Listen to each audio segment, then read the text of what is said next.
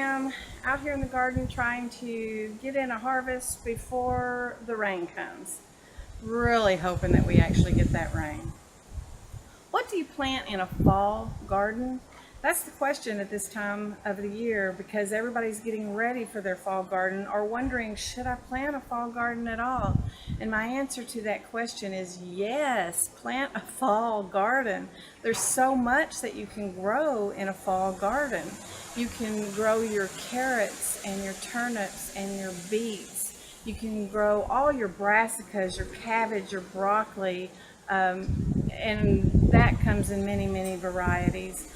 Snow peas, and fava beans, and that's something I'd like you to think about. If you've never tried fava bean, why don't you try that this fall?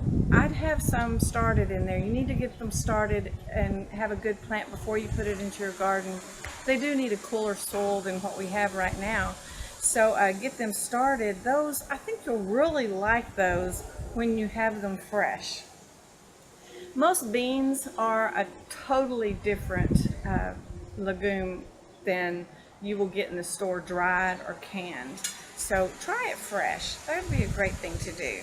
And also it's a great biomass to chop and drop when they're through for your garden, just like our cowpeas were.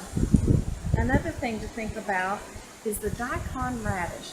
You know, those things are huge, and they go down and they till into your ground. They aerate your soil for you so that you don't have to till, because tilling is a very bad thing for your garden.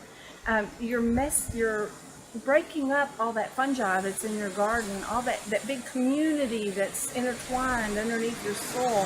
You don't want to break that up. You want that to stay in there, because that's your nutrients. That's what's going to feed your roots to your plants and give you a bountiful plant and harvest. So you really don't want to till, but there are natural tillages that you can do, and daikon radish is one of them. And a lot of farmers are going to that, just planting, sowing that in their fields and letting that overwinter. Now, at the end of that, they do go in and they do plow it up, but they also leave it in the field to rot, decompose, and that's their chop and drop, and it feeds the minerals back into the soil. So even if you don't like the daikon radish, plant them to aerate your soil, especially in areas where you have some really hard ground. And now they may not go down as deep as you would want them to at that time, but they will start aerating your soil and helping you work on that. And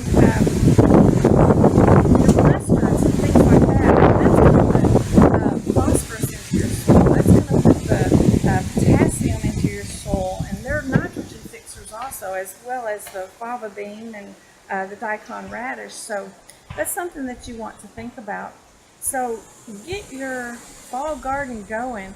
Turn on the back of your package anything that you think that you want to have in your garden. It's your garden and you can grow anything you want. Don't feel confined to the normal things that they say go in the fall garden. Turn over that package. See how many days you need to germination. If you've got enough time and you're going to be able to get a harvest, plant it in your garden. You want that food? Have that food. Go on Farmer's Almanac. There's a place where you can put in your zip code. It'll tell you when your estimated first frost date is, and then you'll know how much time you have. So now's the time. I know it's the end of July and you think, oh, I've got a lot of time, till fall.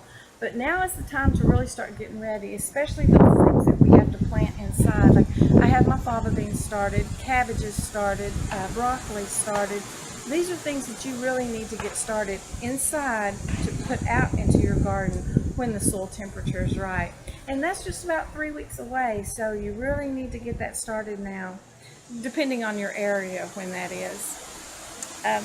While you're thinking about your fall garden, also give a little thought to the winter garden. There are a lot of things that will overwinter. Your kale is one of that, especially your Russian kale. So think about winter while you're working on your fall. Plant some things that are going to overwinter. Look for anything that says Siberian on it, because if it says Siberian on it, chances are it's going to overwinter in your garden. And you can also build hoop houses. Now we do a hoop house very on the cheap. so to say. You don't want to spend a lot of money on these things, but these are things that you can use year after year after year. And so they're really cost effective, especially when you figure that you're getting food, fresh greens through the winter.